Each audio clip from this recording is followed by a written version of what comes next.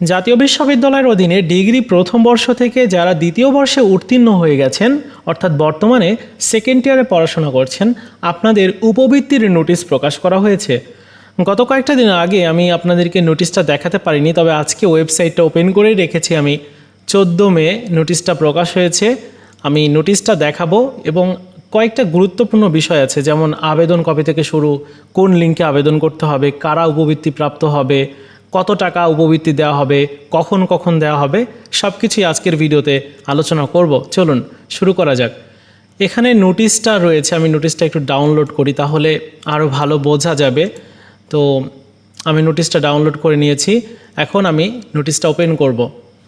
তো নোটিশটা এটা হচ্ছে নোটিশ, যেখানে বলা হয়েছে 2023-24 শিক্ষাবর্ষে ডিগ্রি ও ফাজিল প্রথম বর্ষ শিক্ষাবর্ষে ঢাকা বিশ্ববিদ্যালয়, জাতীয় বিশ্ববিদ্যালয়, ইসলামী আরবি বিশ্ববিদ্যালয়ের অধীনে বিভিন্ন শিক্ষা প্রতিষ্ঠানে ভর্তিকৃত আর্থিকভাবে অসচ্ছল পরিবারের মেধাবী শিক্ষার্থীকে স্নাতক ও সমমান পর্যায়ের উপবৃত্তি প্রদানের নির্দেশিকা 2022 অনুযায়ী প্রধানমন্ত্রী শিক্ষা সহায়তা ট্রাস্ট থেকে উপবৃত্তি, টিউশন ফিজ ও অন্যান্য সুবিধা প্রদানের জন্য আবেদন করতে বলা হয়েছে।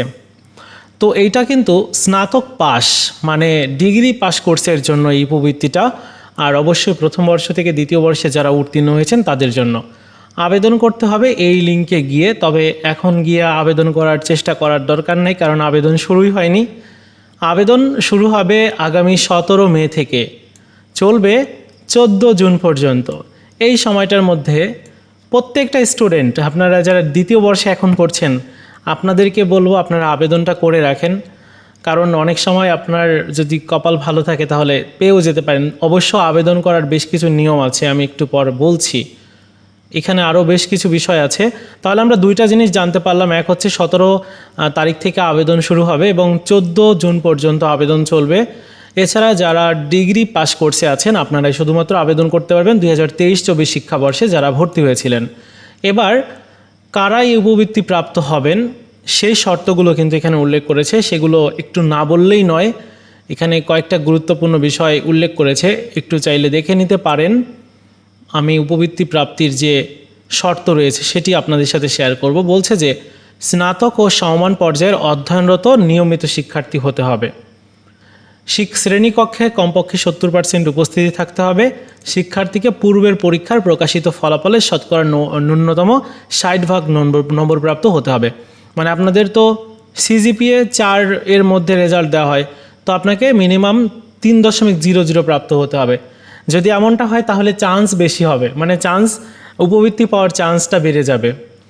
এখানে সেই বিষয়টা উল্লেখ করেনি যে উপবৃত্তি প্রত্যেকেই পাবে, বলছে যে 3.0 প্রাপ্ত হলে সে উপবৃত্তির জন্য এলিজেবল হবে। তবে এর থেকে কম পেলেও সেও কিন্তু আবেদন করতে পারবে, হ্যাঁ, তার একটু চান্স কম থাকবে, বাট আবেদন করতে পারবে। বলছে পিতা মাতা বা অভিভাবকের বাৎসরিক আয় 2 লক্ষ টাকার কম হতে হবে, মানে 2 লক্ষ টাকার কম আবেদনের সময়ও দিতে হবে আপনাকে, নাহলে কিন্তু আপনি টাকা পাবেন না। তারপর প্রজাতন্ত্রের বেসামরিক কর্মে, আচ্ছা এটা আমি বাদ দিই। বিশেষ চাহিদা সম্পন্ন শিক্ষার্থী, এতিম শিক্ষার্থী,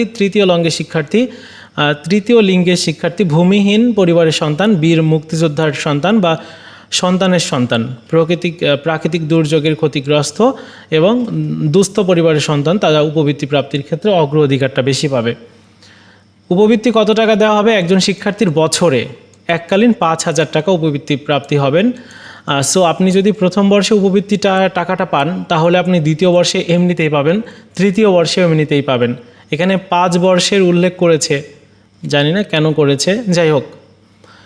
আচ্ছা, এখানে আরেকটা গুরুত্বপূর্ণ বিষয় উল্লেখ করেছে যে 40% ছাত্রকে এবং 60% ছাত্রীকে উপবৃত্তি প্রাপ্তির জন্য সুযোগ দেওয়া হবে, তার মানে মেয়েদের সুযোগটা বেশি।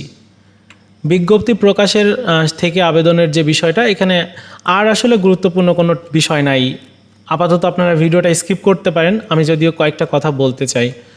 প্রথমত, এই উপবৃত্তির জন্য যে আবেদনটা, সেটি কিন্তু অনলাইনে আপনাকে করতে হবে, আর আবেদনের সময় আপনার অনেকগুলো ডকুমেন্টস প্রয়োজন হবে। আপনাদেরকে আবেদন করে আমি দেখাবো ব্যক্তিগতভাবে, এবং কি কি লাগবে, কিভাবে আবেদন করলে উপবৃত্তি প্রাপ্তির জন্য আপনি এগিয়ে থাকবেন। সবার থেকে না, মানে আপনার যতটুকু সম্ভব ততটুকু আপনি এগিয়ে থাকবেন। তো এগুলো নিয়ে আমি ডিটেলে ওই ভিডিওতে আলোচনা করব, আর কোনো ভিডিও দিব না। সো আপনারা উপবৃত্তির যে আবেদন সেটি আগামী 17 তারিখ থেকে করতে পারবেন। সবাই প্রিপারেশান নেন, আবেদনটা করে রাখবেন। যদি আপনি উপবৃত্তি প্রাপ্তির জন্য যোগ্য হন তাহলে অবশ্যই আপনাকে দেওয়া হবে। তো এই ছিল ভিডিও। আমি গত কয়েকটা দিন আগে উপবৃত্তির এই নোটিশটা দেখেছিলাম ওয়েবসাইটে, বাট ওপেন করতে পারি নাই। আমি শেয়ার করেছিলাম যদিও আপনাদের সাথে, বিষয়টা মনে আছে। তো এই হচ্ছে বিষয়। ভিডিওটি ভালো লাগলে লাইকস কমেন্টস শেয়ার করবেন।